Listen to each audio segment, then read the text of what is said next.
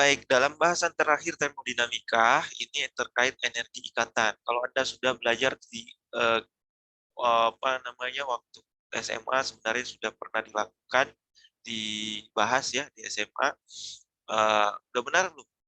Udah pernah belum? Udah ya? Energi ikatan identik dari perubahan entalpi suatu reaksi yang dimana dari beberapa energi ikatan pembentukan yang ada di reaktan dikurangi yang ada di produk. Jumlah energi ikatan. Energi ikatan itu artinya berapa jumlah energi ikatan pada tiap-tiap unsur penyusun dalam struktur tertentu ya.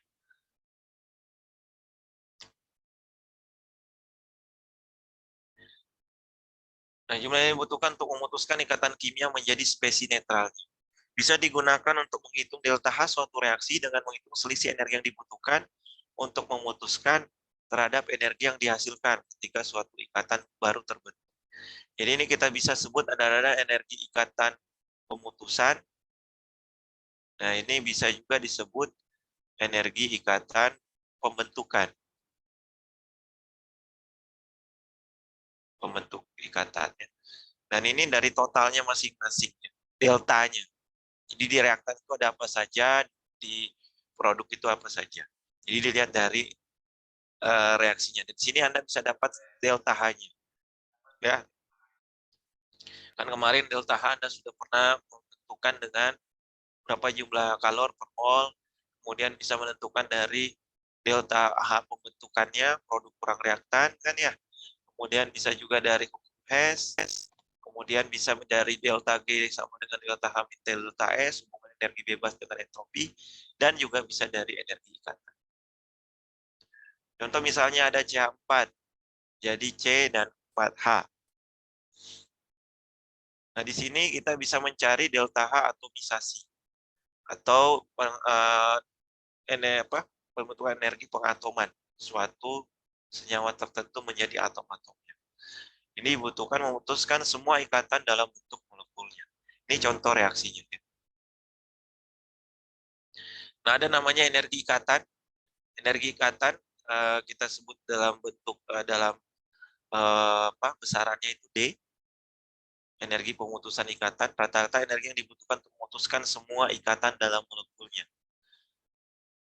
Ya, bagaimana menentukannya? Bisa mempergunakan delta HF untuk membentuk atom H gas dari tiap elemen pada keadaan standar atau dari hukum Hess. Hukum Hess berarti ada reaksi-reaksinya kan. Dari reaksi-reaksi itu bisa kita dapatkan energi ikatan masing-masing, kemudian kita dapat delta H. Nah, kalau misalnya delta H atom, energi yang dibutuhkan untuk memutuskan semua ikatan dalam molekul. Misalnya ada CH4. CH4 kan ada berapa ikatan CH yang ada? Ada 4 kan? Kan H itu ada 4 mengelilingi atom C. Nah, berarti ada energi ikatnya ada 4 kan untuk masing-masing. Untuk CH. Jadi D CH sama dengan delta H-nya dibagi delta atomisasinya bagi 4. Ya kan, untuk satu energi ikatan CH, untuk memutuskan satu ikatan CH, karena ada 4, jadi dibagi 4. Ke delta H-nya. Nah, contoh yang sederhana, energi ikatan juga bisa disingkat oleh BEB. BE. Kalau BE, binding energi bahasa Inggris ya. Kalau bahasa Indonesia kadang juga simbolnya bukan D, tapi EI. Jadi simbolnya bukan D, bisa juga EI. Yang namanya energi ikatan yang tadi saya sudah sebutkan di slide sebelumnya atau D. Nah, di sini biasanya ada data-data semuanya diketahui. Yang jelas PR Anda, tugas Anda adalah menentukan ikatan apa saja yang ada di dalam reaksi tersebut. Jadi kita bisa tentukan tadi ya, energi ikatan reaktan dikurangi jumlah energi ikatan produk. Contoh soal misalnya ada di sini kan ada H2 ada Cl2 menjadi 2 HCl. Kemudian misalnya di kanan adalah ada H2O ditambah O2 menjadi 2H2O. Ini kan semua reaksinya pembentukan ya. Kalau kita lihat delta H-nya pasti, kalau reaksi pembentukan rata-rata adalah eksoterm, kan? Bentuk, kemudian delta H-nya negatif. Kalau penguraian rata-ratanya adalah endoterm.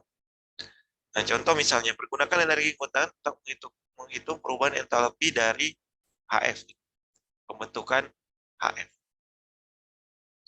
Nah, kalau kita identifikasi ini berada ikatan apa?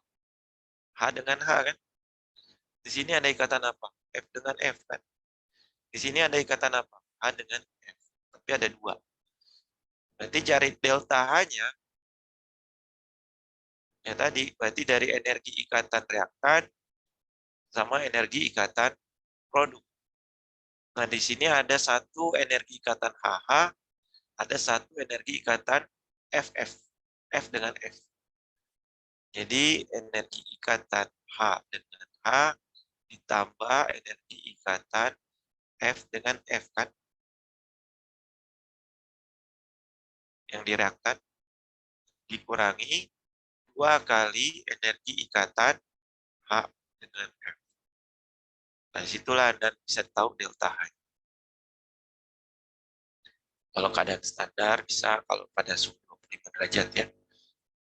Nah, misalnya diketahui di sini, di soal ujian nanti Anda diberikan energi ikatan, tapi Anda mencari delta H. Nah, di sini delta H-nya adalah minus 543,1 kilo joule. Ngerti sampai sini? Jadi bisa aja satuannya apa, besarannya energi ikatan atau D tadi, DHH, DFF atau DHF.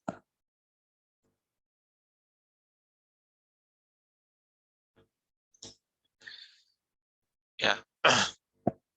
Nah, di sini Anda yang ambil adalah ini. Kalau ini kan delta H-nya ya. Perubahan energi kilojoule, energi ikatannya. Ini nih kilojoule per mol.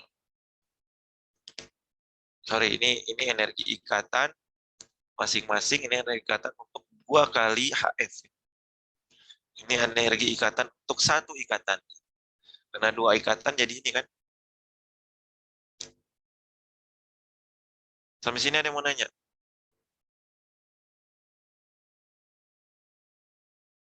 Nah, energi ikatan itu bisa tergantung ikatannya ya. Jadi Anda harus identifikasi dulu. Misalnya benzen. Benzena. Saya tanya benzen. Ada berapa energi ikatan?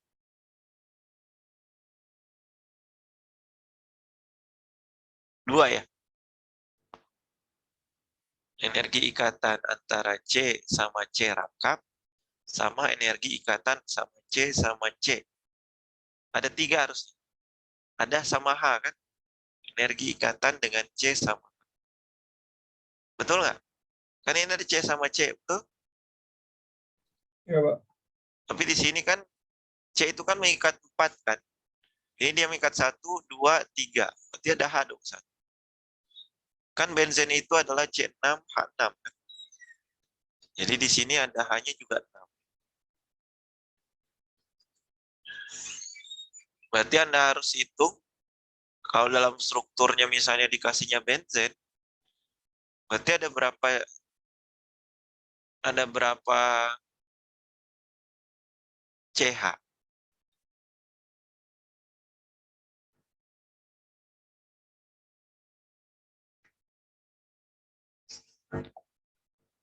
Ada 6 kan? C dengan C-nya berapa? 1, 2, 3, 3 kan? C rangkapnya ada 3 kan? Jadi Anda harus jumlahkan semuanya untuk yang struktur benzen ini. Misalnya dia bereaksi misalnya dengan F2 menghasilkan ini. Misal ya.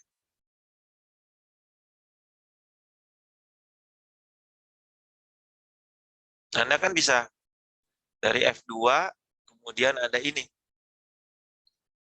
Nah, ini energi ikatnya jadi, ini energi ikatnya cuma F sama F saja kan. Kalau ini energi ikatnya apa aja? C sama C ada 3. Betul? Kemudian energi ikatnya C sama C ada 1, ada 2, ada 3 juga kan? Benar nggak? Sekarang C sama H jadi berapa?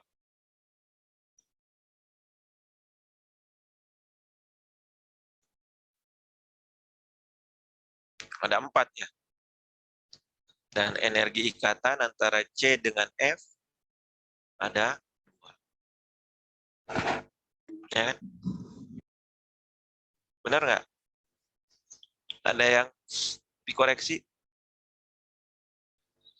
Jadi delta H-nya nanti Anda dapat ini dijumlahkan berapa, tambah energi ikatan antara F dengan F, dikurangi jumlah energi ikatan ini semua.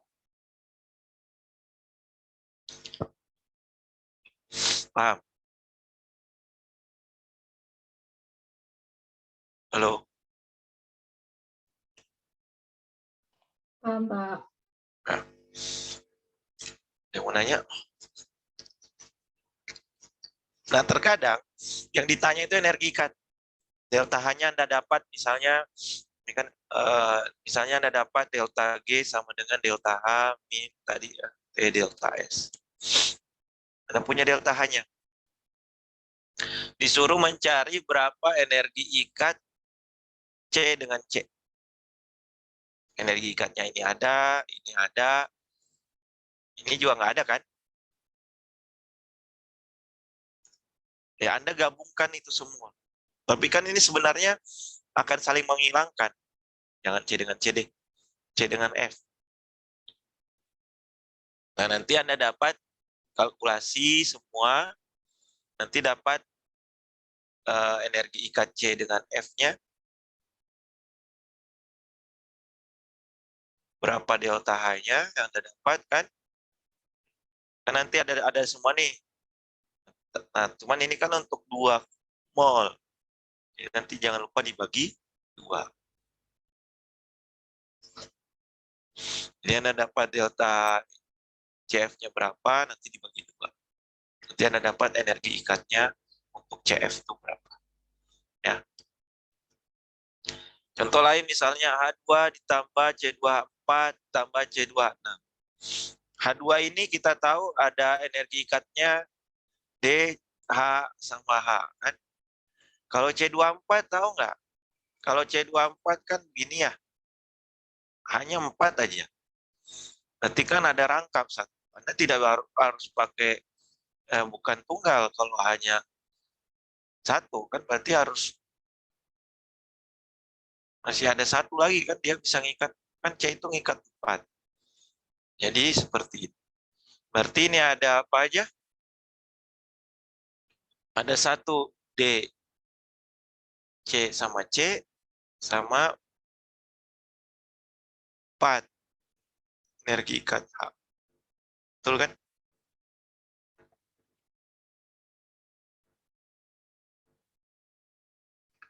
C26. Ya, berarti ada 3H, 1 C-nya. Berarti ada 1 C sama C, ada 6. Betul ya? Tuh. Jadi di ujian itu kadang tidak ditanya delta-nya, tapi ditanya adalah ininya. Kadang ditanya ininya. Ya, salah ya. Hati-hati aja pindah ruasnya. Ini contoh ujian, Gas Cl2O dapat mengalami dekomposisi jadi gas Cl2 dan gas O2. Anda tidak dikasih tahu nih reaksinya. Struktur Cl2O seperti ini. Diketahui energi ikat ClO dan energi ikatan O dengan O adalah ini. Energi ikatan ClCl adalah ini. Nah, berapa entalpinya? Oh, reaksinya dulu ya. Nah, reaksinya begini kan? Jadi, ini kalau menurut saya konsep soal tipe soal tipe 3 ya, analisis. Jadi Anda suruh buat dulu reaksinya. Oh, di sini kan Anda cuma dapat info seperti ini kan. Dekomposisi kan berarti penguraian. Pak, saya kan nggak tahu itu dekomposisi. Dekomposisi itu kan pembusukan. Pembusuk itu berarti terurai menjadi komponen-komponennya. Seperti ini. Cuman masalahnya tahap kedua Anda harus setarakan. Ini jadi setengah ya. Seperti tadi. Nah, setelah Anda dapat tahap pertama tulis reaksinya, tahap kedua setarakan, jangan lupa. Tahap ketiga ya tinggal cari delta-nya. Oh, ditanyanya perubahan entropi malah. Nanti di sini Anda berapa kali tahap tuh? Cari dulu delta-nya berapa.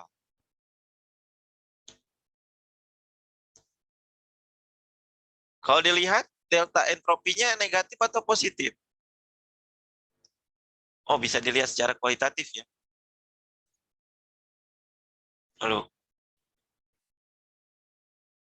Intan tahu nggak Intan? Positif, Pak. Positif ya. Ini 1,5. Ini 1. Ya kan? Yang dihasilkan lebih banyak daripada yang dikonsumsi.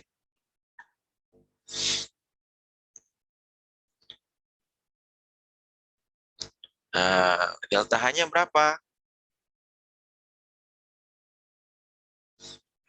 Ini soal nomor 6 kalau di ujian kemarin. Ya itu. Berapa yuk? Coba.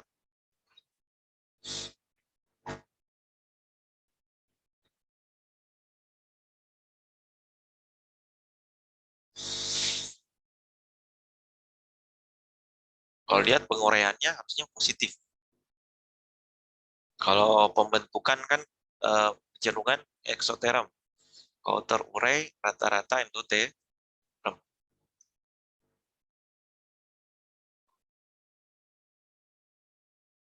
Oh, minus jadi. Ternyata kalau pembusukan tidak selalu ya. Penguraian itu endoterm. Segini benar? Sama? Halo? Sama, Pak.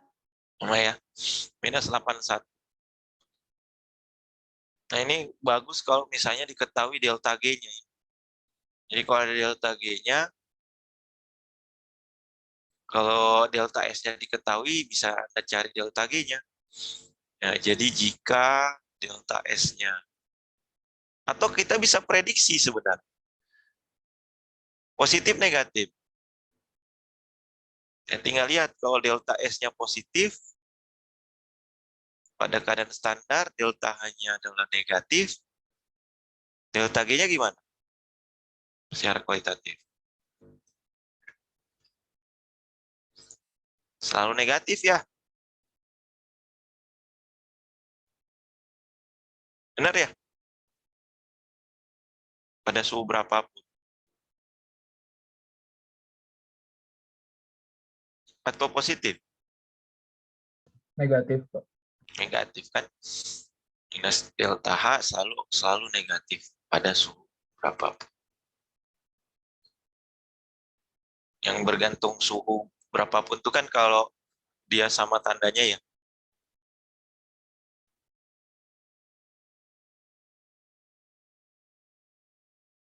Nah, dari soal ini kita bisa prediksi nilai delta S-nya dan delta G-nya. Tapi kita tidak tahu delta G, delta S-nya berapa.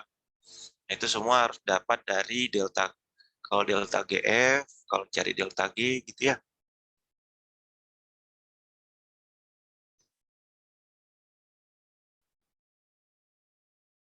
Kalau mau cari delta G-nya bisa dari sini.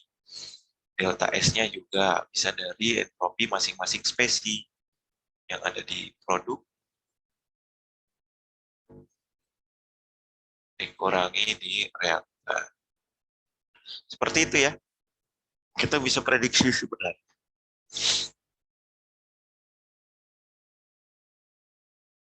Nah, ada yang kita sebut namanya delta H atomisasi. Itu sebenarnya berapa jumlah energi ikat total dari satu senyawa gitu ya. Misalnya C4, nanti delta atomisasinya 4 kali energi ikat. Jadi energi ikat delta atomisasi kita bisa sebut ini. Misalnya ini Cl2O, berarti 2 kali Cl kan. Nah ini si delta H, si atomisasi Cl2O. Karena 2 kalinya kan. Ada ClO-nya ada 2. Jadi 2 kali 2 kali. Jadi kalau cari energi ikatnya tinggal dibagi 2 kan dari delta H atomisasi. Jadi tadi misalnya D, Cl sama O itu 2 kali 205 ya. 205. Sorry. Berarti 205. Berarti delta H atomisasinya itu 2 kali 205. Jadi tergantung senyawanya. Kalau C4 delta H sama dengan delta H atomisasinya berarti energi ikatnya 4 kali delta H, energi ikat CH. Ya, sama aja sama 4 kali DCH. Gitu ya. Seperti itu. Jadi itu bisa kalau reaksinya reaksi penguraian juga bisa. Penguraian. Jadi menjadi atom-atom ya kan ini. Jadi delta H yang dari reaksi pengatomisasi ini adalah delta atomisasi saja sama kan. Jadi C dan 4H.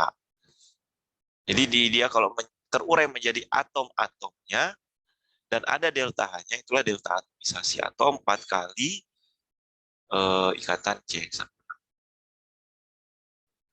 Pada fasa gas ya. Ini pada fasa gas. Jadi atomisasi ini hanya untuk molekul atom atau atom pada fasa gas. Itu yang kamu harus catat. Jadi kalau misalnya dia CH4 solid menjadi C gas dan 4H gas misalnya. Nah ini harus dirubah dulu. Solid ke gas ada delta H apa? Sublimasi. Jadi dia produknya harus bentuk dalam gas. Baru itu adalah delta H C4. Nah contoh misalnya ini. C4, pembentukan C4 dari H2 ditambah karbon. Kalau pembentukan kan delta HF. Kalau ini tadi adalah delta HD ya. Disosiasi kan. Nah, delta HF. Nah, ternyata ada serangkaian proses. H2-nya menjadi 4H gas. 4H. Karbonnya menjadi karbon gas. Padat menjadi gas.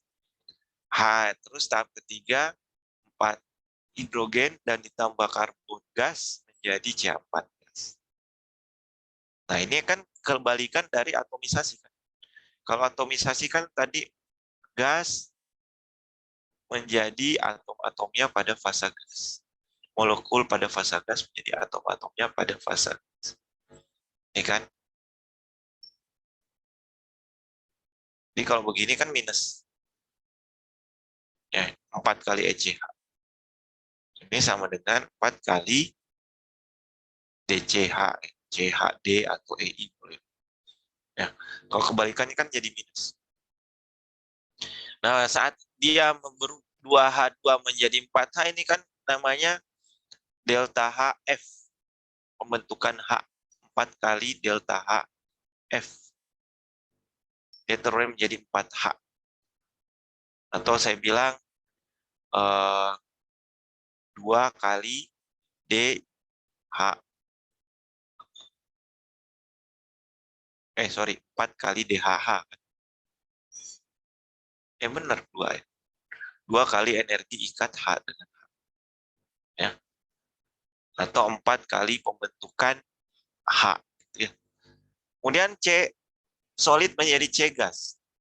Ini adalah delta HF-nya C gas. Delta HF-nya H. Jadi kalau yang ini bisa juga kita sebut sama dengan delta H sublimasi C atau C. Kan sublimasi, solid jadi gas.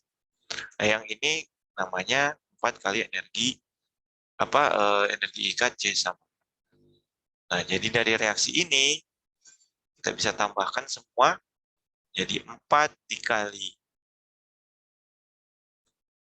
delta HFH gas ditambah delta HF C gas dikurangi delta H atomisasi CH. Nah, ini kita dapat seperti ini. Atau kita sebut sebagai delta HF si CH4. Di Brady seperti itu. Jadi awalnya dari sini, kemudian ada delta H1-nya dia berubah, delta H2-nya dia berubah, jadi dia harus dari atom-atomnya.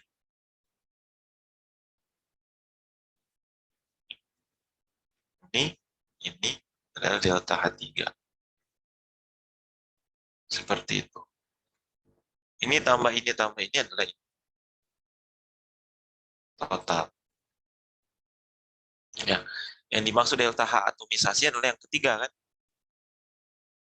C4 menjadi ion-ion dengan menjadi unsur-unsurnya dalam fasa gas. Kalau kebalikannya minus delta H atomisasi. Ini contohnya kalau di ujian misalnya delta atomisasi tadi ya 4 kali delta HF kemudian ditambah delta HFCC dikurangi delta HFCCH4. Ada di tabel di buku Brady di appendix C data-datanya Anda masukkan di sini ya. Kemudian Anda dapat delta H atomisasi si CH4.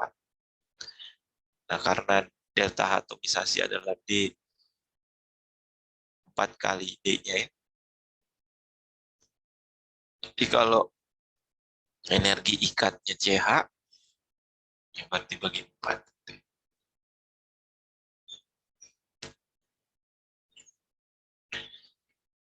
Jadi bisa dari delta H atomisasinya atau dari energi ikatan reaktan kurang produk atau energi ikatan pembentusan dikurangi energi ikatan pembentukan. Jadi bisa seperti dibagi dari ada soal lagi nih. Berapa temperatur, berapa konstanta kesetimbangan untuk pembentukan NaCl? Kp-nya sekian. Waduh, udah ada jawabannya, T-nya sekian. Ini contoh soal lain yang sebenarnya.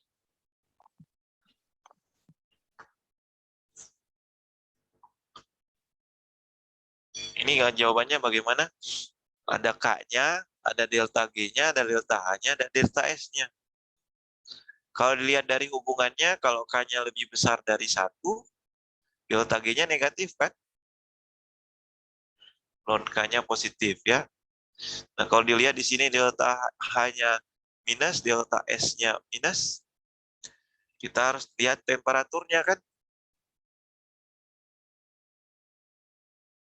Kamu mau pakai min RT ln Kp, bisa kan? Tapi ini pada kesetimbangan. Anda harus cari dulu berapa delta G-nya saat setimbang. Tapi T-nya kan nggak tahu. Jadi ini nggak bisa. Karena harus cari delta G-nya dulu. K-nya ada kan? Tapi delta G-nya nggak ada, T-nya malah dicari. Kalau pakai delta H delta G sama dengan T min delta S. Ini bisa. Delta G-nya ada. Delta H-nya ada. Delta S-nya bisa. Oh, ini keadaan standar ya? Oh, berarti kalau keadaan standar ini juga bisa dong. Sorry. Nah, ini bisa dicari. Kalau ini ada, ini juga bisa Anda cari. Dia mau pakai yang mana? Coba. Dapat nggak yang sama?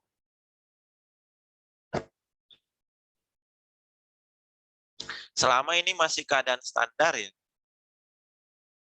Karena dalam keadaan setimbang,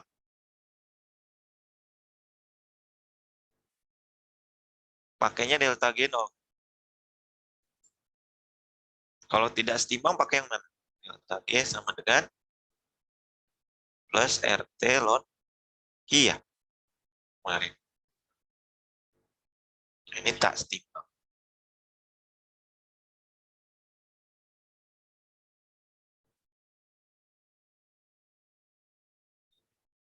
Nah, kalau Anda pakai ini harusnya sama ya dapatnya. Kalau beda nanti tanya ke saya.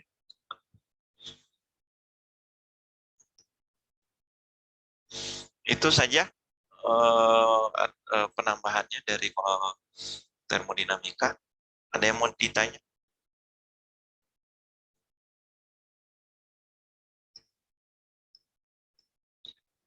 Oke, kalau tidak ada, saya lanjutkan ke sel volta. Elektrokimia. Slide-nya sudah kelihatan? Sudah, Pak. Lihat. Oke, Anda pernah lihat ini di SMA?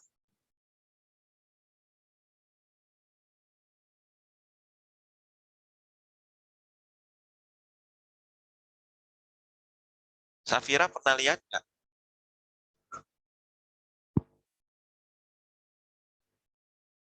Ada yang pernah melakukan elektrokimia percobaan di SMA-nya? SMA-nya?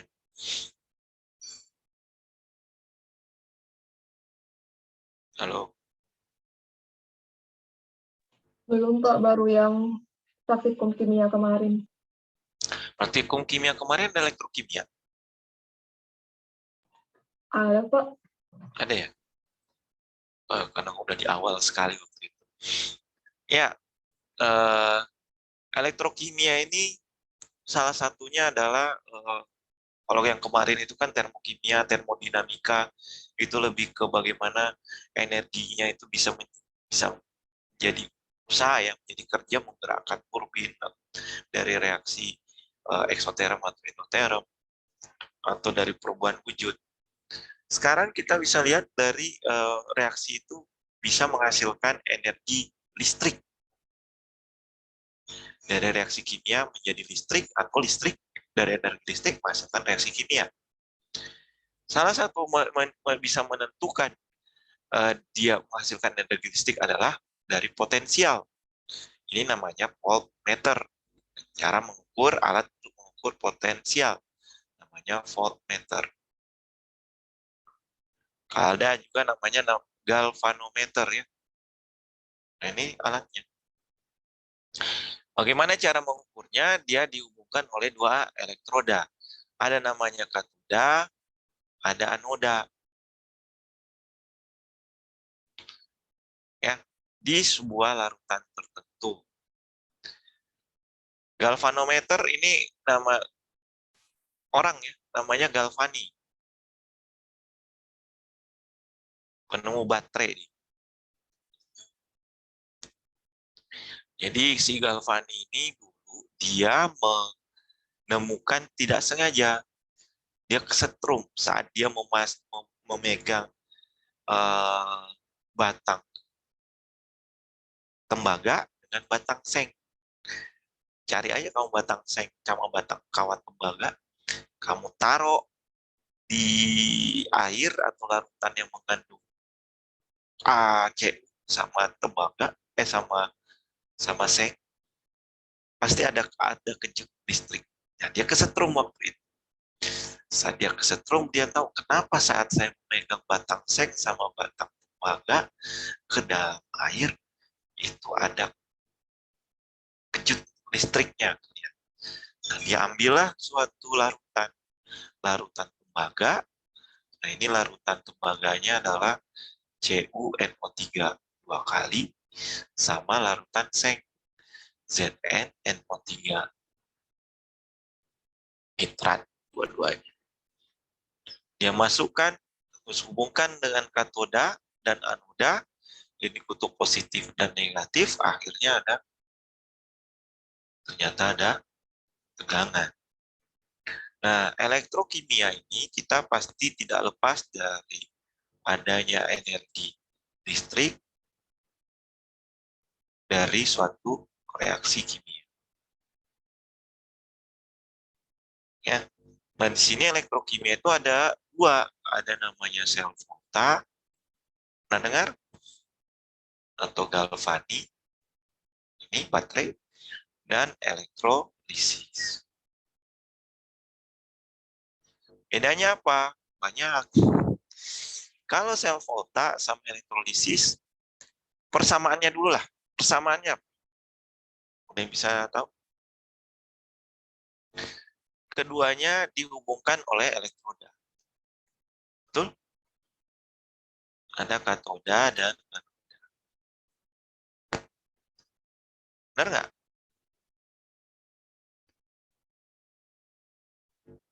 Ada katoda, ada anoda. Bedanya apa? Kalau katoda, sel volta, kutubnya positif. Anoda negatif. Kalau ini negatif, positif. Kenapa, Pak? Sekarang saya tanya. Baterai itu kutub positif sama negatif, kan? Arus itu bergerak dari mana?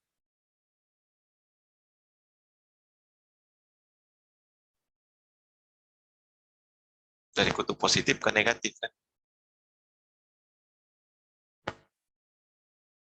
Kalau dari katoda ke anoda, kan?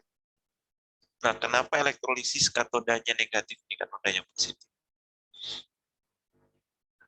Pertanyaannya bukan begitu sebenarnya. Pertanyaannya begini. Listrik itu, apa yang dimaksud dengan energi listrik?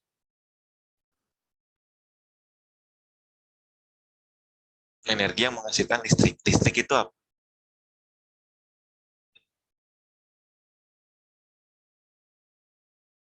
Kalau Perpindahan elektron bukan, Pak? kalau fisika bilang apa listrik?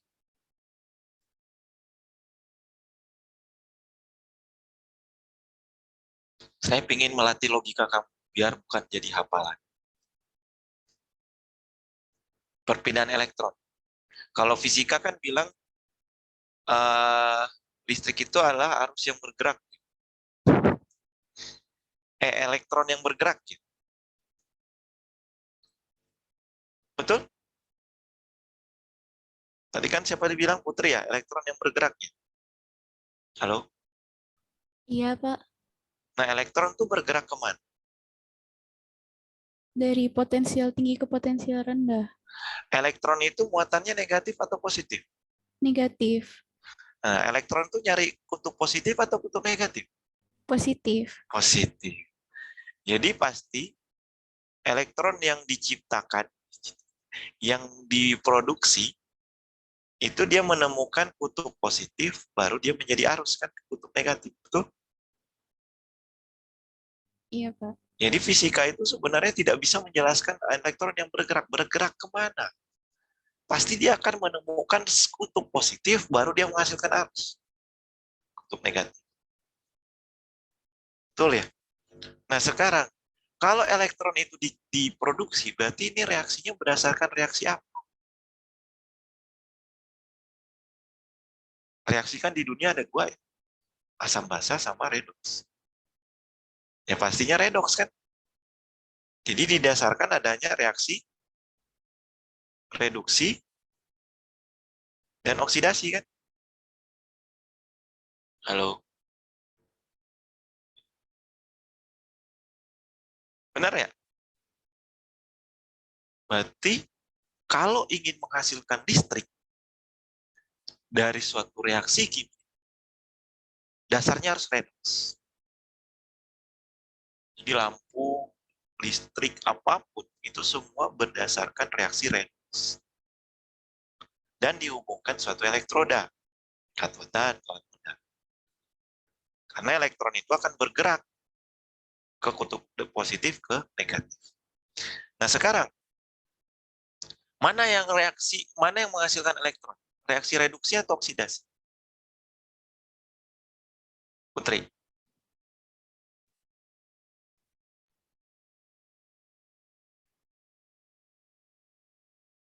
Safira, yang menghasilkan elektron, reduksi atau oksidasi?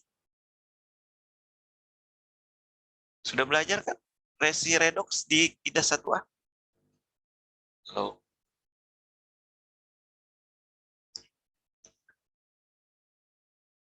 Putri, Reduksi bukan, Pak. kenapa reduksi? Karena biloxnya menurun. Berarti ada negatifnya. Yang lain? Wah, ini saya mau nanya juga nih, redoksnya bagaimana? Nah, sekarang ada MgO. Jadi elektrokimia kita sudah sepakat, reaksi kimia yang bisa menghasilkan listrik adalah reaksi redoks. Satu. Terus yang kedua, elektron bergerak dari kutub positif ke kutub negatif. Berarti yang menghasilkan elektron itu reaksinya reduksi atau oksidasi? Kata Putri, reduksi. Nah, coba kalau reduksi ya, sekarang kamu kerjakan ini. Mana reduksi, mana oksidasi?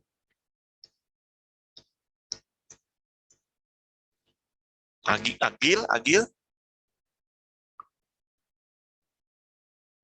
Nggak ada. Mg reduksi nggak?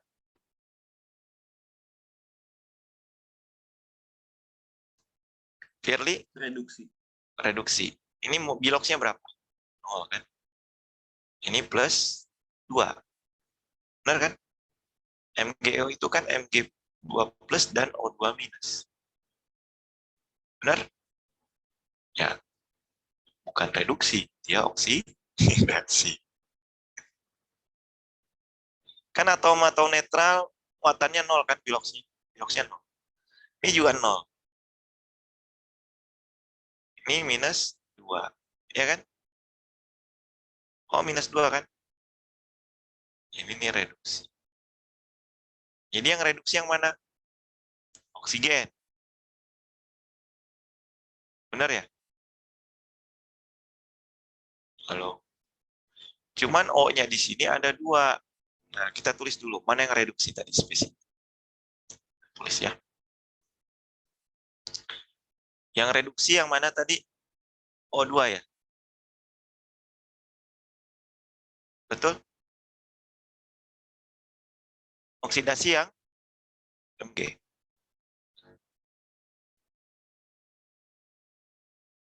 Saya bisa tulis begini.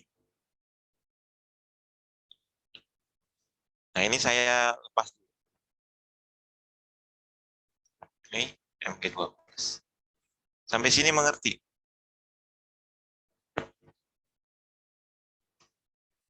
Putri? Safira? Iya, Pak. Mengerti, Pak. Bisa saya buka begini ya. Ada reduksi, ada oksidasi. Oksidasinya adalah Mg menjadi Mg2+. Reduksinya adalah O2 menjadi O2-. Ya kan? Cuman ini karena O2, ini atomnya 2 kan? Berarti ini harusnya kali 2 ya. Berarti ada berapa elektron di sini?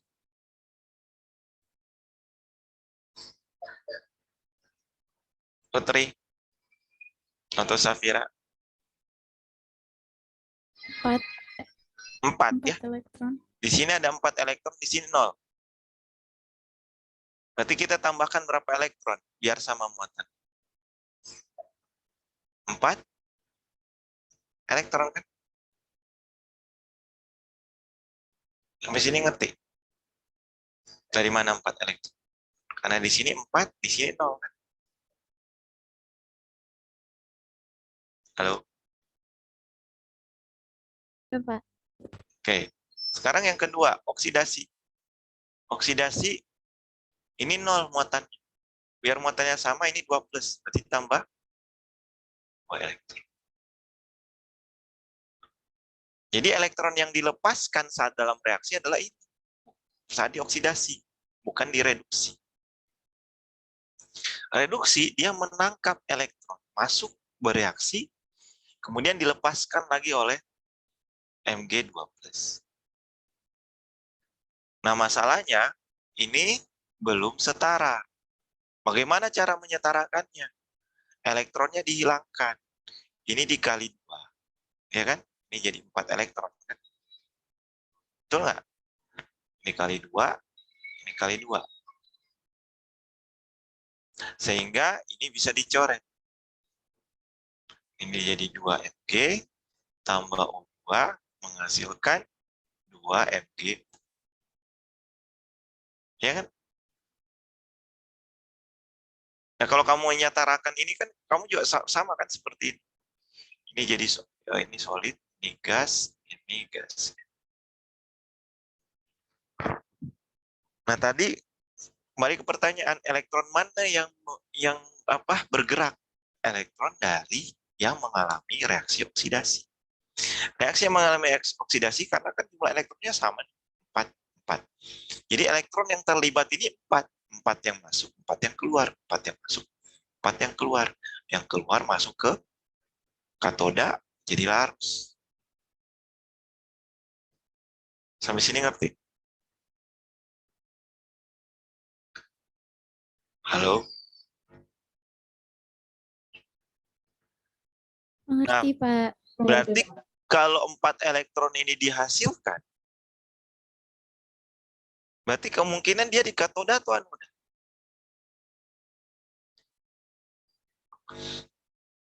Di anoda. Ya kan? Anoda menghasilkan elektron. Elektronnya pergi kemana? Ke positif. Pak, kenapa nggak di katoda? Kalau katodanya menghasilkan elektron, dia ketemunya negatif. Negatif ketemu negatif nggak jadi. Ya. Jadi katoda itu pasti reaksinya adalah reduksi.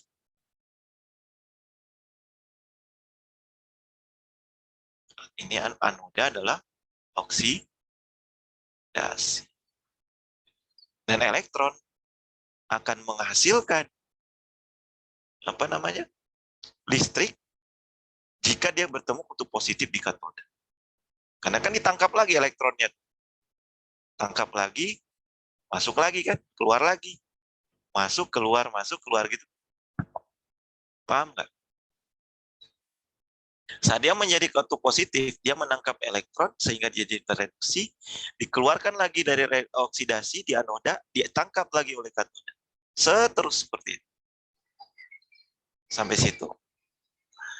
Nah, elektrolisis kenapa bisa berbeda kutubnya? Karena kalau elektrolisis, dia menghasilkan listrik atau dihasilkan listrik?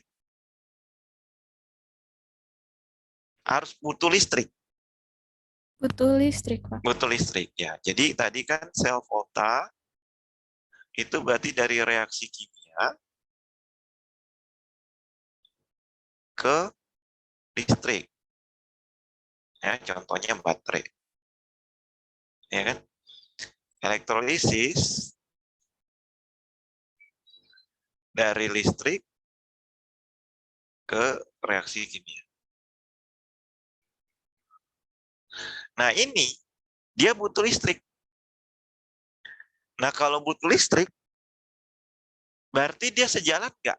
Berarti ini kita bisa ambil kesimpulan, arus listrik berbanding terbalik arah arus listrik. Berbanding terbalik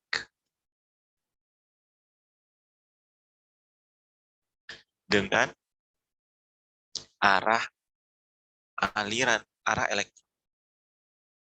Setuju nggak? Halo? Kenapa? Karena kan dia harus menemukan kutub positif baru jadi arus kan. Jadi kalau elektronnya dari anoda ke katoda, berarti arusnya katoda ke anoda gitu ya. Benar Putri? Intan. Iya, Pak. Ya. Nah sekarang listriknya, ini baru ada listrik. Ini listriknya diberikan nih. Set. Berarti kalau listriknya diberikan, berarti dia arusnya sejalan dengan arah elektron. Karena sudah ada arus dikasih arus ya berarti tinggal jalan aja elektronnya sesuai arah arus. Nah kalau sel volta arah arusnya berbanding terbalik dengan arah elektron. Kalau elektrolisis karena dia dikasih listrik menjadi reaksi kimia, arah arusnya sejalan dengan arah elektron. Seperti itu. Nah contoh sel volta dan elektrolisis contohnya adalah baterai cas. Saat kamu mau cas baterai, nah itu kan terjadi reaksi kimia sebenarnya. Tapi butuh listrik buat baterai kamu bisa penuh. Saat sel volta, baterainya saat casnya dilepas, itu terjadi sel volta. Reaksi kimia terjadi, reaksi redoks, menghasilkan listrik. Ngerti ya? Jadi baterai itu sebenarnya implikasinya reaksi redoks. Ada reduksi, ada oksidasi, ada katoda mengalami reduksi dan anoda mengalami oksidasi. Sampai sini ada yang mau nanya? Itu satu. Baru satu. Yang kedua tadi adalah reaksi kimia menjadi listrik adalah sel volta, elektrolisis adalah listrik menjadi kimia. Perbedaan yang ketiga. Apa? Sekarang saya tanya. Kalau sel volta, baterai, spontan atau tidak? Spontan. Spontan, kenapa?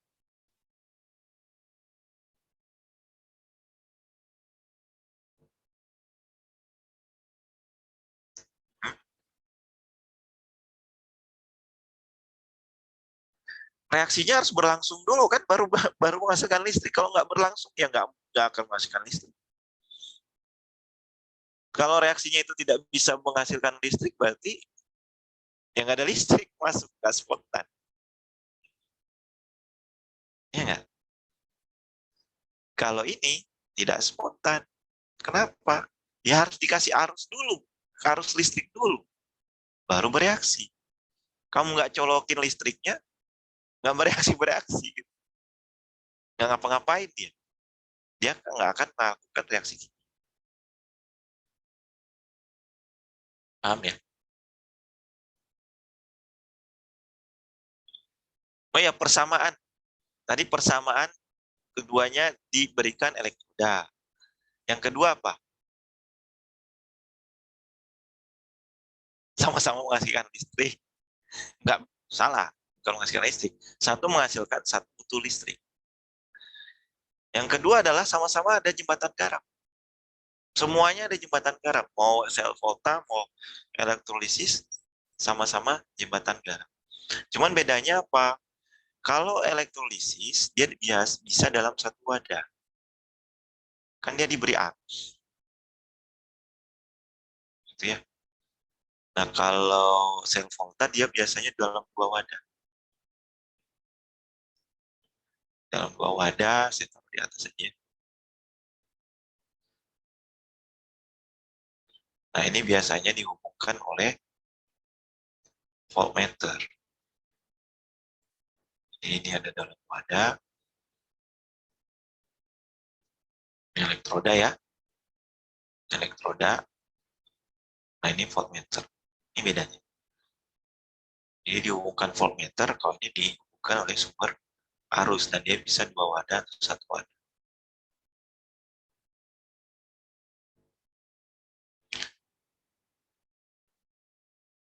Terus, jadi ada 4 perbedaannya. Yang pertama adalah listrik ke kimia ke listrik.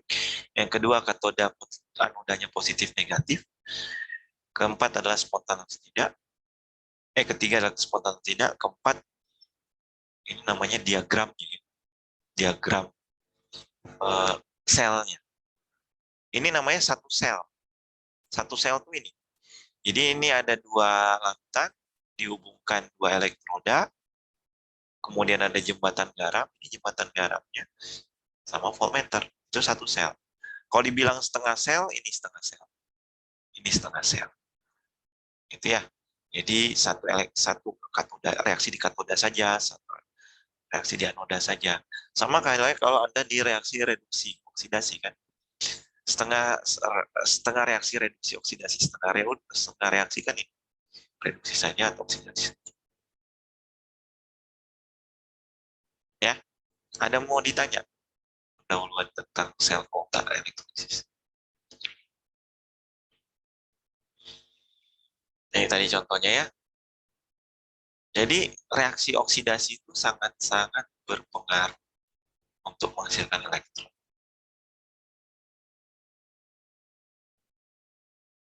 Nah ini tadi perubahannya.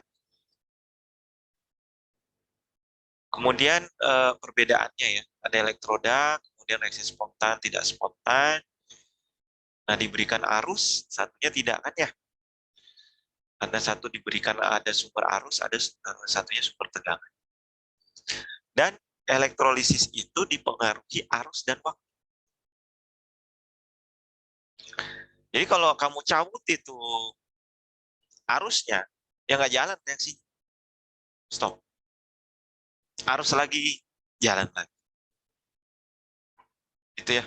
Jadi seberapa besar arusnya dan seberapa banyak waktunya, itu akan mempengaruhi muatan yang dipertukarkan.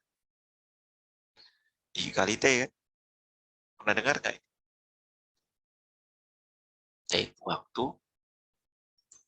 dalam second, ini arus, dalam second, dalam ampere. Ini dalam coulomb ya.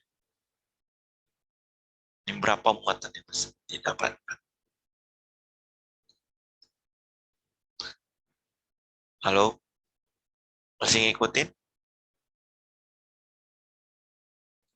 Ya, Pak. Masih, Pak. Ada yang mau nanya?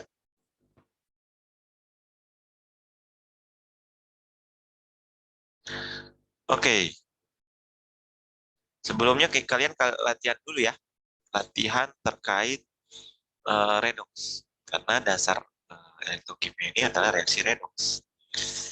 Reaksi redox untuk bilangan oksidasi Anda harus tahu untuk unsur-unsur bebas itu 0 biloxnya. Kemudian kalau ion monoatomik itu tergantung muatannya. Oksigen biasanya -2 ya.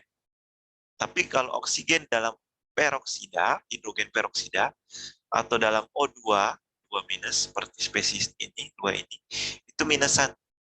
Hati-hati ya. Jadi muatannya -1 untuk oksigen. Kemudian bilangan biloks hidrogen adalah +1. Semua yang hidrogen +1. Kecuali dia berikatan dengan logam, membentuk senyawa biner. Atau kita sebut senyawa hidrida. Misalnya NaH, ada kan? Ini apa? Natrium hidrida. Nah ini biloksnya +1. Ini -1, ini +1. Jadi bukan lagi +1 sih. Beberapa kali biasanya pasti +1, alkali tanda +2, ion boron dan aluminium adalah biloksnya +3, halogen -1, dan jumlah biloks dari semua atom pada suatu molekul atau ion setara dengan pada molekul atau ion tersebut. Dan bilangan oksidasi tidak harus bilangan bulat. Nah, oksigen tuh kok harus -2. Tapi kalau dengan O2 2-, dia -1, atau H2O2 dia -1. Tapi kalau O2- dia -1. Contoh, biloks C dalam HCO3- berapa juga? Biloksnya berapa aja? Ini kan muatan totalnya -1 ya. Ya kan?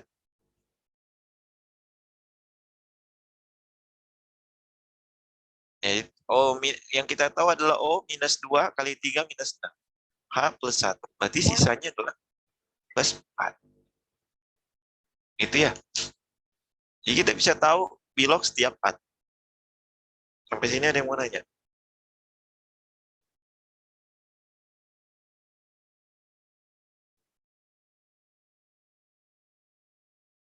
Bapak mau nanya, Pak?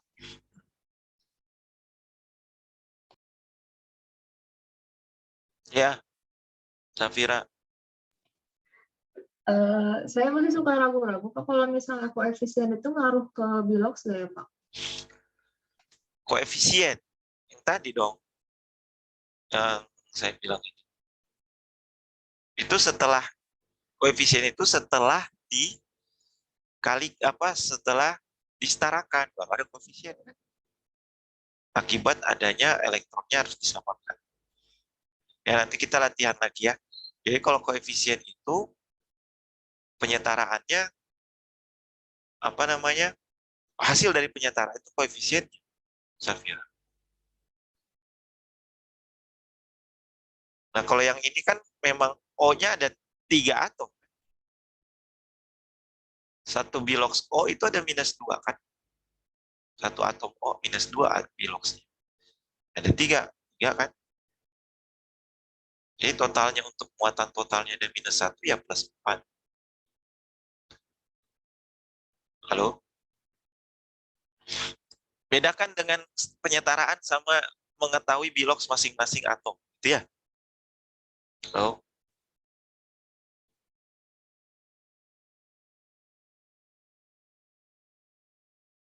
Safira? Iya, Pak. Mana yang nggak ngerti? Udah lumayan paham, Pak. Jadi coba kita latihan ya. Nah, yang banyak belum diajarkan atau mungkin lupa lagi adalah suasana asam basa. Penyetaraan suasana asam basa. Misalnya Fe2+ menjadi Fe3+ oleh Cr227- dalam suasana asam. Kan reaksinya seperti ini ya. Fe2+ ditambah Cr2O7 2- menjadi Fe3+ dan Cr3+. Nah, sekarang kita harus tahu dulu nih reaksinya, mana reduksi, mana oksidasi. Ini pasti oksidasi ya. Betul? Halo. Betul, Pak.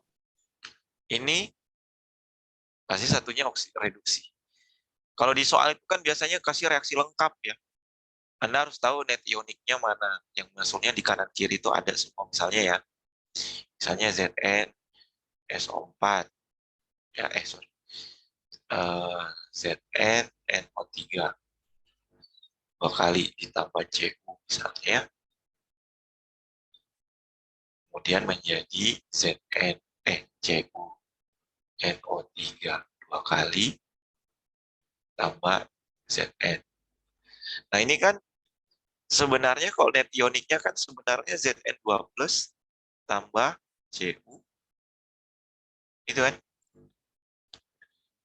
Cu2+ tambah Zn. Yang menjadi yang spektatornya kan NO3. Nah, ini kan kalau misalnya saya tambahkan K2Cr27, ini kan ada K2Cr27 sebenarnya. Nah, karena dia spektator, ada di kanan dan kiri, ya kita bisa hilangkan. Kan? Jadi ion-ion yang berpotensi atau yang mengalami reduksi atau oksidasi. Nah, sekarang kalau kita lihat, Cr27 berapa sih Cr-nya di sini?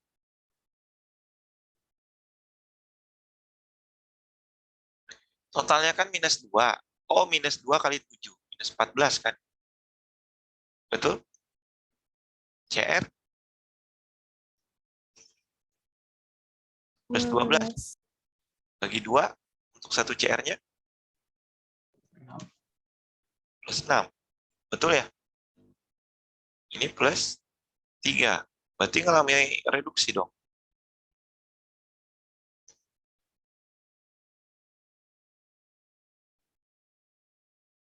Betul? Nah, sekarang buat setengah reaksi.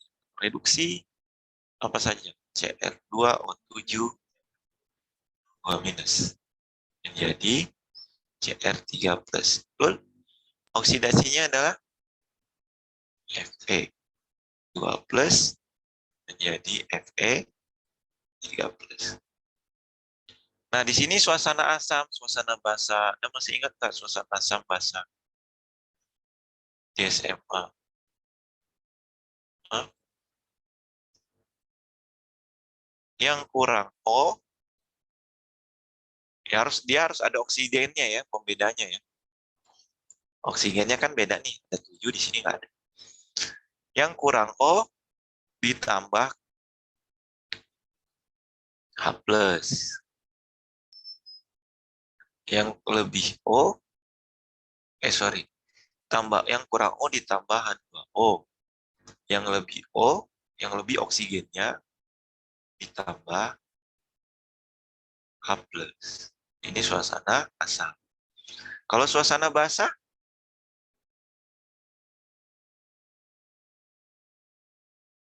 yang kurang O tambah OH-. Yang lebih O ditambah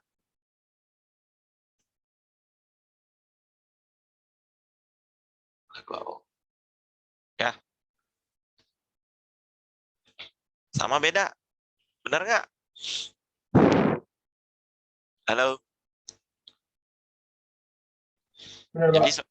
benar ya? Oke, sekarang kita lihat sini. Suasana asam. Cr2O7 2 min. Ini berarti tambah 7 H2O ya? Benar nggak? Karena O-nya 7. Ya berarti yang kurang O ditambah H2O kan? Ya. Nah, di sini berapa? 14. H+. Kan yang lebih O-nya ditambah H+. H+-nya sesuai yang ada di kanan. Kanan berapa? 14 kan? Pak, kalau hanya sudah ada di kiri sebagian ya sisanya saja. Jadi karena nggak ada hanya di kiri, ya berarti tambah sesuai jumlah H+ ya. Sampai sini ngerti? Nah, sekarang ini saya tidak melihat apa yang Anda diajarkan di SMA ya. Saya membuat logika baru ke Anda biar tidak terlalu Anda menghafal. Ya, tapi Anda memahami cara mekanismenya. Sekarang saya tanya, muatan di sini berapa totalnya? Di sini totalnya berapa? Safira berapa muatan total di kanan? 3 plus kan? Ini kan nggak ada. Ini plus 3, betul? Safira? Ya, Pak. Yang kiri plus 14, ini minus 2. Totalnya adalah plus 12.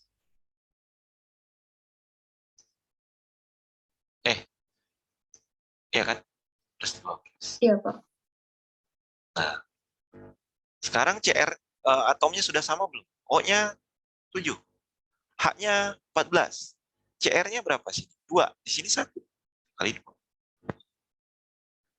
Nah, baru jumlah ion atau jumlah muatannya jadi plus 6.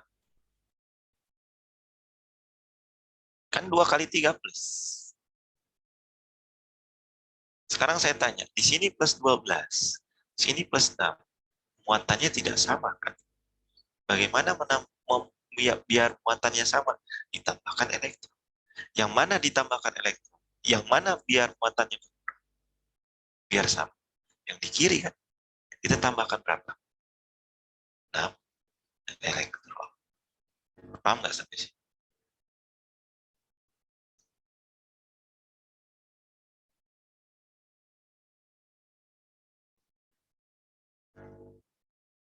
Halo, Rehan, paham nggak?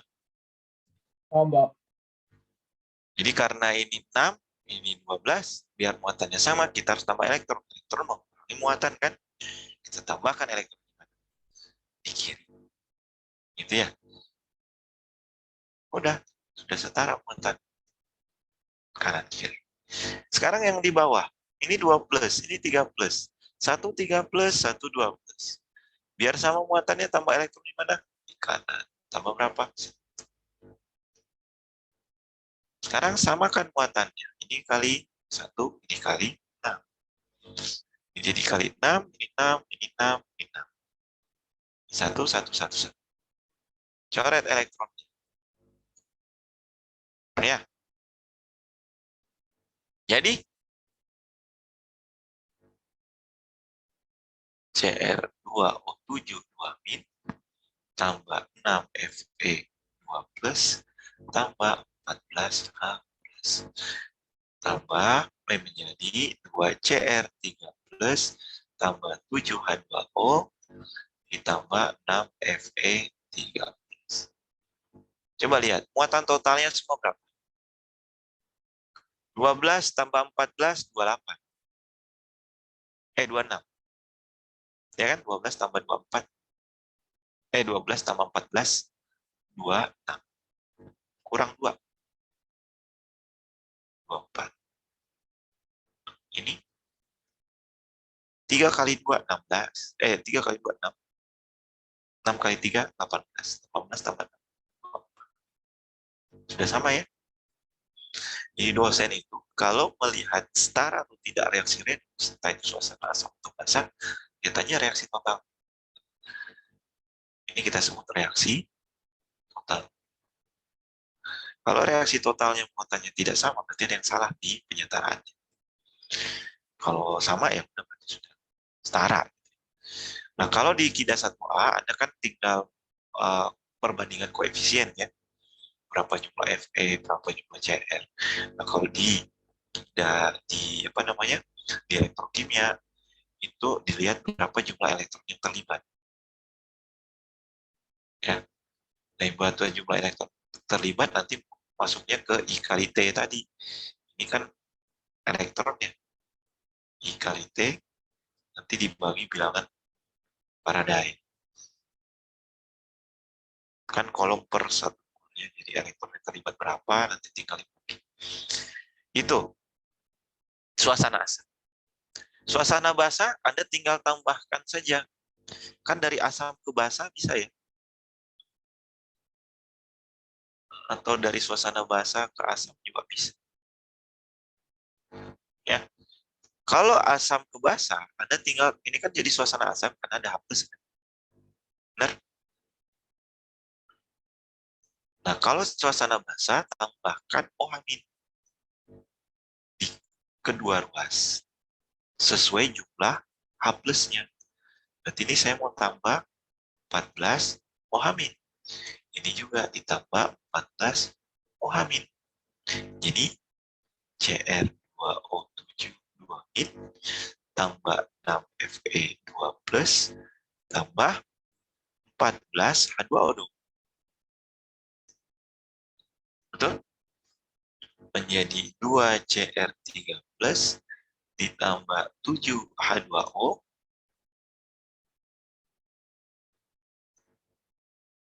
tambah 6 Fe3 plus tambah 14 OH. Nah, di sini ada H2O berapa? 14. Ini ada H2O berapa? 7. Coret dong. Ini jadi 7 H2O. Jadilah suasana basa. Ini jadi 7 H2O. Ini enggak ada. Nah, ini suasana asamnya. Ini suasana basa. Mudah ya? Muatan totalnya jadinya berapa ini? Enggak 24 lagi pasti. 12 kurang 2, 10. Ya kan?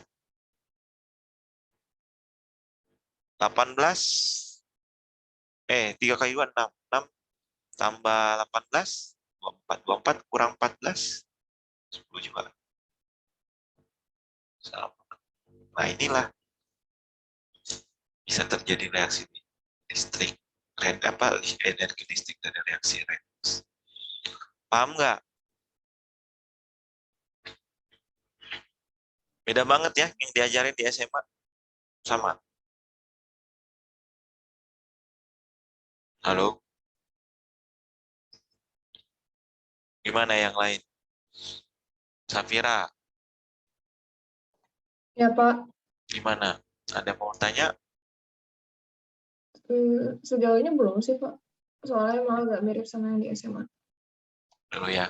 Ini katoda, ini anoda. Oke, saya lanjut berarti. Jadi tuliskan persamaan reaksi, oksidasi apa, reduksi apa, kemudian setarakan jumlah atom setiap atom untuk tiap setengah reaksi, ya 14A plus tambah O yang Fe-nya enggak, kemudian setarakan jumlah elektron di dua setengah reaksi dengan cara memberikan dengan koefisien yang sesuai, dikali 6, ini dibiarkan, hilangkan elektronnya, jadilah yang tadi. Verifikasi jumlah atom muatan yang terlibat dan kedua reaksi dalam suasana basah, tambahkan OH- pada kedua sisi. Ya, sebenarnya ini tambahan saja. Kenapa? Karena ini dasar. Kalau Anda nggak tahu, susah reaksi redoksnya, nggak bisa masuk ke elektrokimia. Karena ada nanti namanya hukum apa? Persamaan Nernst ya. Nah, persamaan Nernst itu kan konsentrasi produk apa saja dibagi konsentrasi reaktan.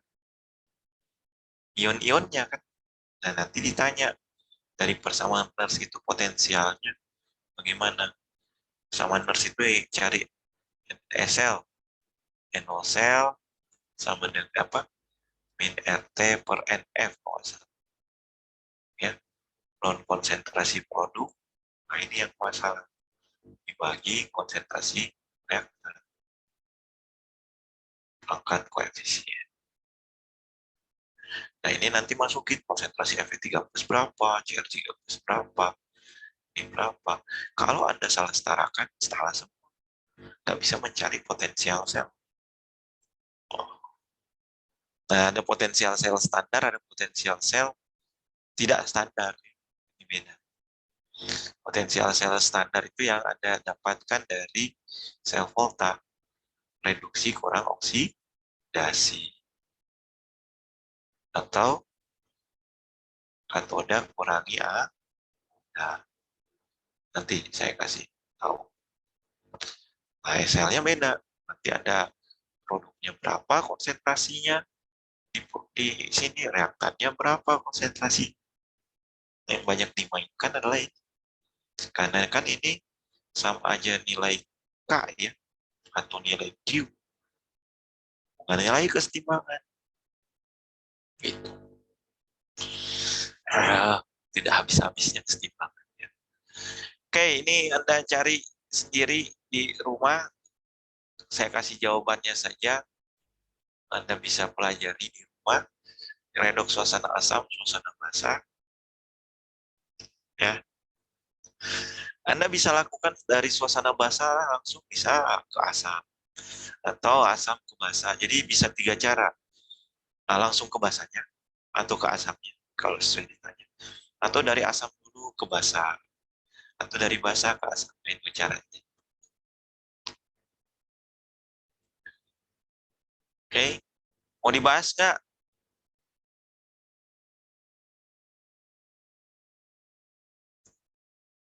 Nggak usah. Bahas Pak, boleh, Pak. Yang mana? Yang soal yang mana? Yang soal ujian yang bawah pasti. Nah, ini ada namanya autoredox ya, di mana dia mengalami reduksi dan oksidasi dalam satu spesies. Ayo pilih yang mana?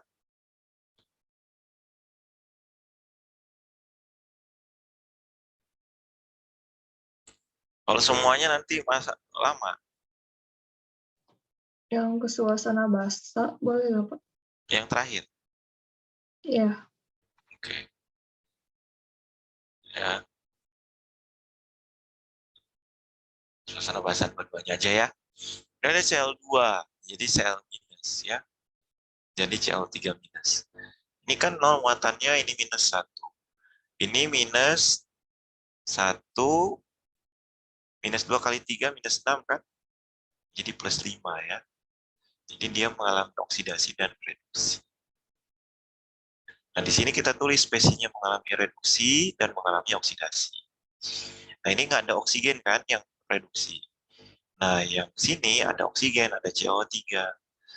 Nah, kalau suasana basah ditambahkan OH- yang kurang elektron, yang tambah elektron ditambahkan H2O. Ya. Nah, ini berapa? Kan ClO3 minusnya tadi Cl-nya 2 nih ya. Berarti minus 6 kan, berarti O-nya 6. Nah, tinggal OH-nya minusnya berapa ya? 12. Nah, sekarang muatannya berapa? Jadi sebenarnya kalau nanti kalian tuh menyetarakan antara H plus dengan H2O-nya atau OH-nya dengan H2O. Nah, ini muatannya berapa? Ini minus 12. Ya, ini minus 2. Berarti tambah elektronnya 10 dong, biar sama. Nah, ini kali 5, ini kali 1 kan. Nah, dapatlah ini. 10 elektronnya dihabisin. Ini kali 5, ini 5 Cl2. Tambah ini jadi 6. Ini 10 Cl min sama Cl2 CO3. 6 H2O dan 12 min. Inilah suasana asapnya. Ini elektronnya jadi minus 12. Ini elektronnya jadi minus 12. Suasana basah ini. Suasana asam tinggal tambahkan H plus sesuai dengan jumlah OH ini keluar luas. Ini tambahkan menjadi H2O, 12 H2O. Ini jadi 12 H plus. Ya. Ini jadi suasana asam. H2O-nya 12, ini 6. Paham ya? Nah, kalau di soal ujian misalnya, ini oksigen masih semuanya ya, jadi semuanya ditambahkan OH- dan H2O dari OH- H2O. Setarakan. Kalau level ITB seharusnya ini sudah bisa menjadi bisa dipelajari sendiri. Ya. Ini MnO4 minus, ini MnO2, oksigennya berkurang daripada ini, tambahkan OH-, berarti kan tambahkan H2O. Tambahkan 2 H2O sesuai dengan jumlah oksigennya biar sama, tambah 4. Ya. Ini elektronnya minus 1, ini 0, minus 4. Ditambahkan 3 elektron. Ya. Ini minus 7, ini minus 1, berarti tambah elektronnya 6. Udah sepakati saja semua elektronnya, udah yang terlibat 6, ini Anda dapat suasana basah. Ini jadi minus 3, ini jadinya minus 3 juga kan, total elektron kanan kirinya. Tambahkan jumlah H plus sesuai dengan jumlah OH-nya, ini Anda dapat jumlah basahnya. Ini elektronnya berapa? Ini minus 2, ini minus 1, kurang 2 jadi minus 1. Ini jadi minus 1. Paham ya?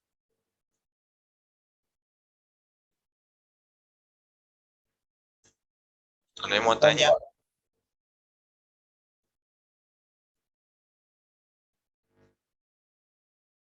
Oke. Sekarang kita ke penyetaraan reaksi redoks yang lain. Nah, ini misalnya H2O2-nya. Ini hanya udah ada. O-nya juga udah sama. Di sini kan kalau kita lihat H2O2 menjadi O2 kan. Nah, kita tinggal tambahkan H plusnya. Kan H2-nya nggak ada. Kita tambahkan 2 H plus. Ini 2, ini 0, jadi 2 elektron. CO2 menjadi H2CO4. Tambahkan 2 H plus. Jadi cuma ditambahkan H plusnya.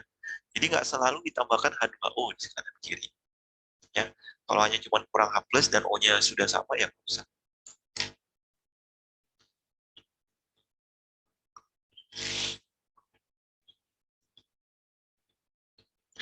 Ada yang mau ditanya? Jadi kita tahu katoda dan anodanya apa. Katoda tempat reduksi, anoda tempatnya oksidasi. Oke, absen sudah dibuka ya. Ada yang mau ditanya dulu?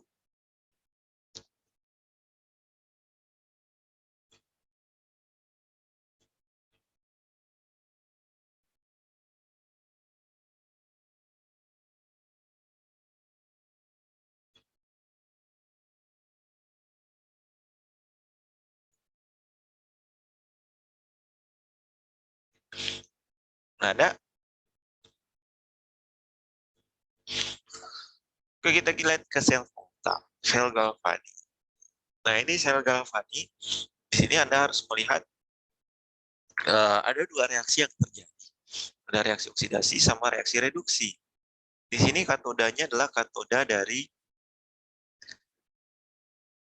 atomnya ya.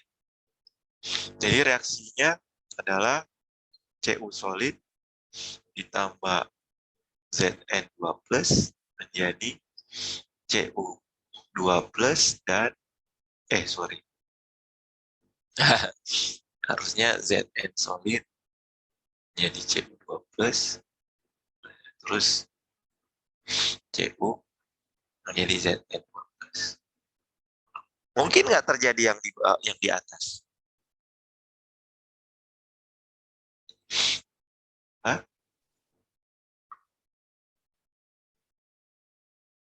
Mungkin nggak terjadi yang di atas? Halo?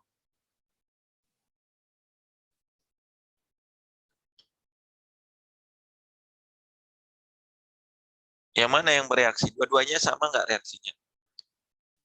Beda, Pak. Beda. Kan tadi katoda adalah reduksi,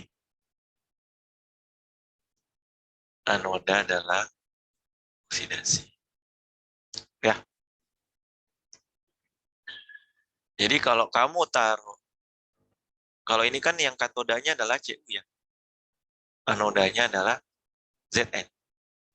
Berarti reaksi ini kan yang benar. Nah, reaksi ini sebenarnya tidak benar. Karena ada dua. Satu, ada dua sebab. Anda tahu deret volta kan? Masih ingat nggak?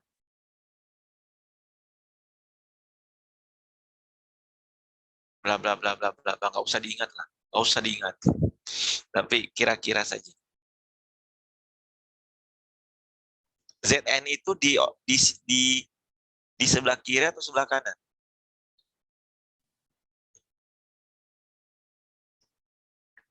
Ini kan? Ada Zn di sini. Yang ini lebih oksidasi kan? Ini lebih reduksi. Betul ya?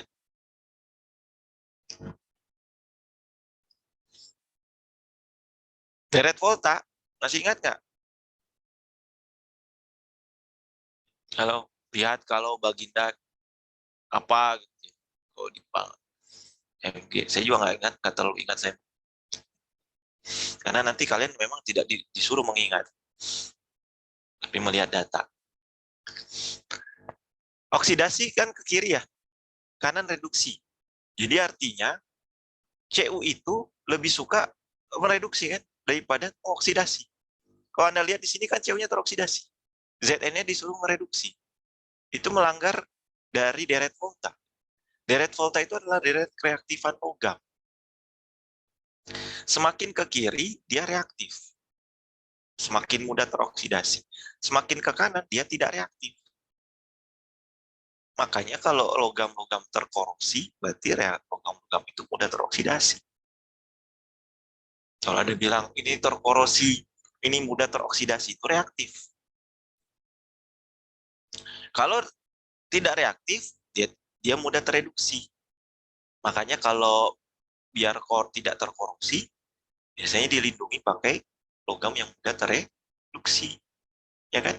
Karena oksigen itu dari alam bisa mengoksidasi si logam. Ya. Kenapa pagar-pagar besi bisa teroksidasi? Ya karena besi dari deret volta mudah teroksidasi.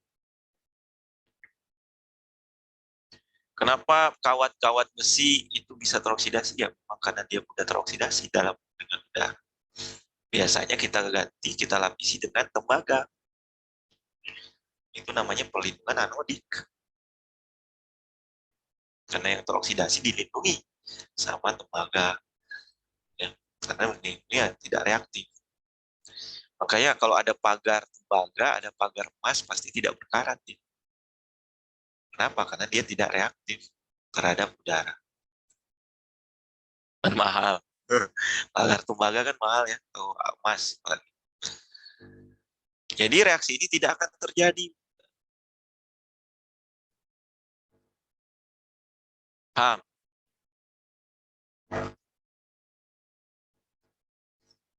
Saya mau nanya.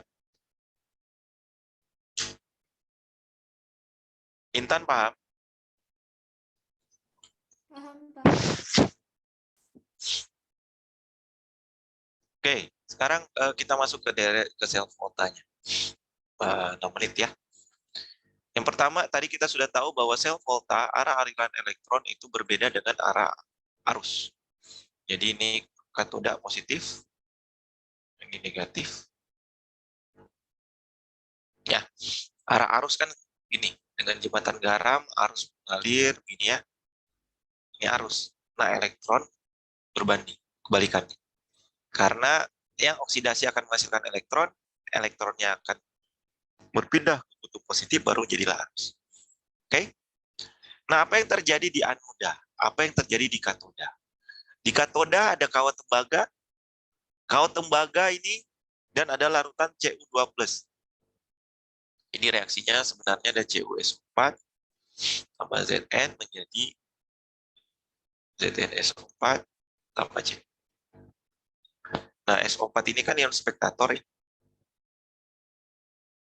Nah, di sini katodanya itu akan menjadi endapan. Namanya juga reduksi, berarti Cu2+ menjadi Cu kan? Paham? Reduksi kan berarti ion menjadi padatan. Kalau kita menggunakan katodanya adalah logamnya itu sendiri. Reaksi yang terjadi itu kan oksidasinya adalah Zn menjadi Zn2+. Reaksi yang terjadi begini kan? Yang ada di sini. Ya. Apa yang terjadi di katoda? Cu2+-nya ini akan semakin mengendap menjadi padatan, menempel di katoda. Apa yang terjadi di larutan ini? Vanessa atau Intan, Vanessa atau Intan, apa yang terjadi di larutan di katoda? Kan di katoda itu ada Cu2+ dan SO4 2-. Nah, di katoda itu kan Cu2+-nya akan mengendap di elektroda C. Apa yang terjadi? Tahu nggak Intan?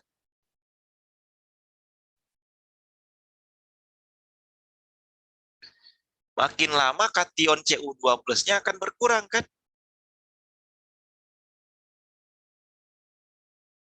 Paham? Jadi yang akan lebih banyak ion-ionnya adalah SO4 2-.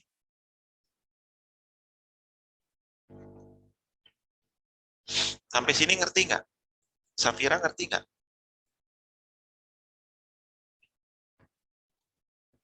Masih agak bingung, Pak. Hah?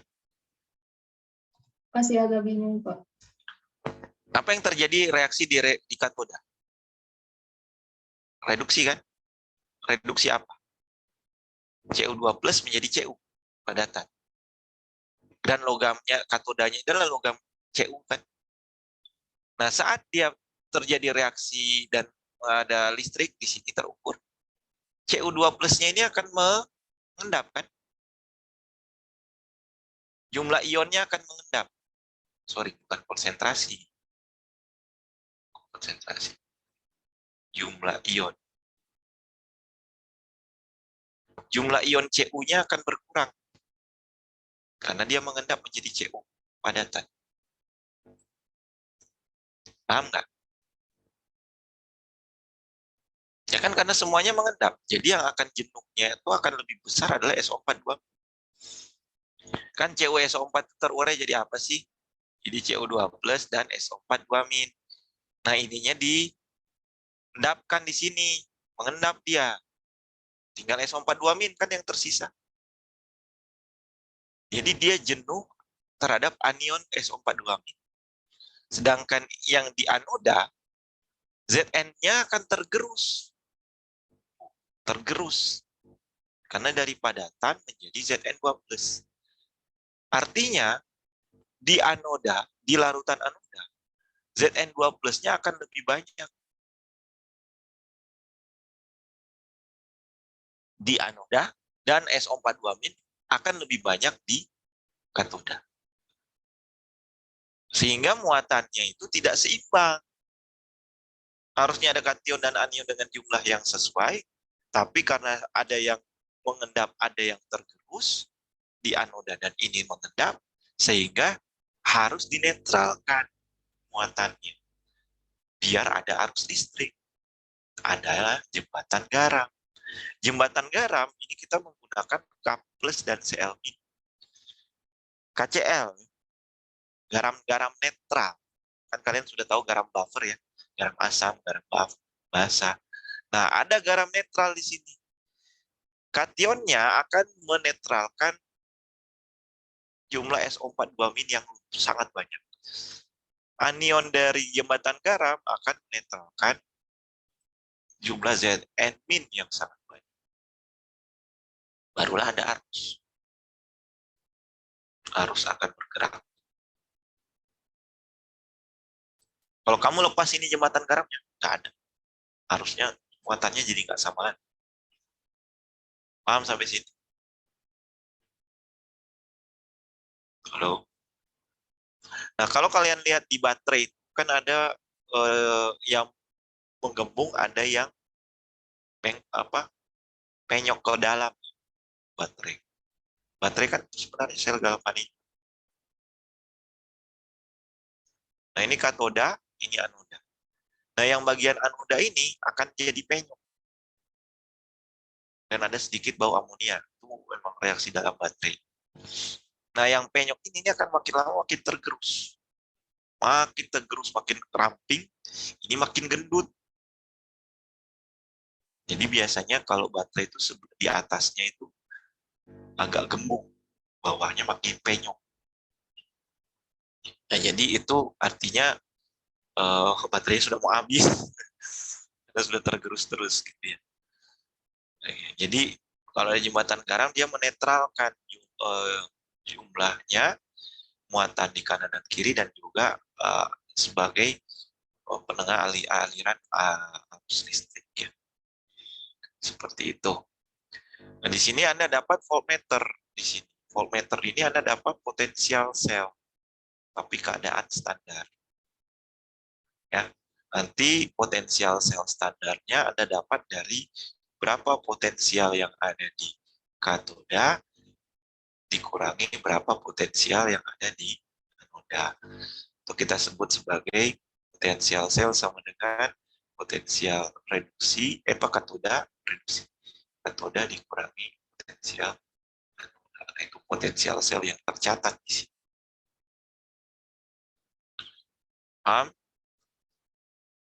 Kemudian yang terakhir, mungkin untuk hari ini adalah notasi sel. Ada namanya notasi sel. Ini namanya diagram sel ya. Jadi kalau ada disuruh gambar diagram sel ya buat seperti ini. Nggak usah warna-warni. Yang penting ada larutan, ada elektroda tenggelam, ya. Kemudian ada jembatan garam dan ada voltmeter yang tadi saya gambarkan. Itu diagram sel. Ada namanya notasi sel. Notasi sel itu jalan aliran elektron. Aliran elektron mulai dari anoda atau katoda? Putri. Halo. Dari anoda kan? Kan dia mengalami oksidasi. Berarti kalau notasi sel, tuliskan dengan anoda. Apa reaksi yang ada di anoda? Anodanya, kemudian reaksi anoda, Nah, terus ada ini, ada garis begini ya. Ini artinya ada fasa yang berbeda. Kalau ada fasa yang berbeda, pakai garis. Terus ada dua ini namanya jembatan garam. Kemudian ada reaksi katoda, kemudian ada garis, ada katoda. Ya, jadi misalnya anodanya apa? Zn kan, berarti Zn. Reaksi di anodanya apa? Zn2 plus kan? Zn menjadi Zn2 plus. Kalau nggak reaksi anoda, ini aja spesi. Spesi larutan atau gas di anoda. Ini spesi larutan atau gas di katoda. Nah, gitu aja. Di Zn 2 plus, kemudian jembatan garam, dan Cu2 plus, dan C. Kasih spesinya.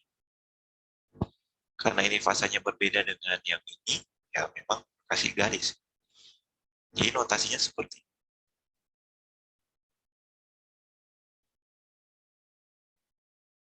Terkadang dikasih konsentrasinya, misalnya 0,1 molar. Ini 0,1. Seperti itu. Jadi ini spesi larutan atau gas. Kalau ada larutan dan gas, ya sebutkan semua. H2, berapa ATM, larutan, berapa molar. Gitu ya. Seperti itu. Ditaruh seperti itu. Itu namanya notasi singkat. Pak, kadang kita tidak menggunakan elektroda yang sama. Terkadang kita menggunakan bukan elektroda di anodanya Zn, bukan Cu. Biasanya ada namanya elektroda inert. Elektroda inert itu dia tidak bagian dari reaksi, tidak masuk dalam reaksi reduksi maupun oksidasi, tapi dia sebagai pengantar arus saja dan pengantar elektron.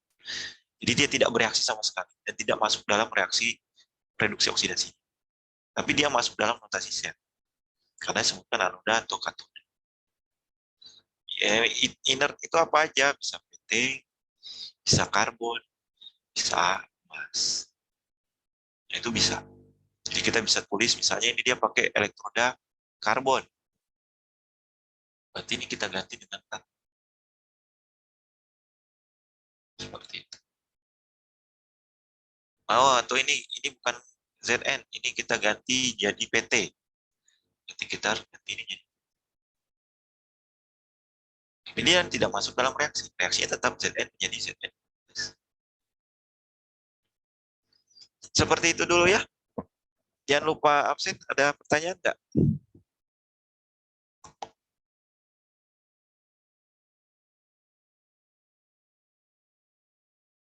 Ya, kalau elektrodanya ini kita ganti PT atau karbon atau emas.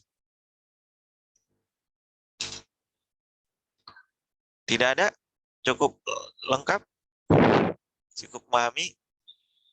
Oke, kalau tidak ada kita ketemu lagi besok jam 10 sampai jam 12. Jangan lupa banyak yang datang juga ya. Setengah-setengah seperti biasa. Itu dulu, sampai ketemu lagi besok. Selamat sore, sampai ketemu besok dan jangan lupa absen. Selamat berbuka puasa juga ya. Assalamualaikum warahmatullahi wabarakatuh. Selamat sore. Waalaikumsalam. Terima kasih, Pak. Terima kasih, Pak. Terima kasih, Pak.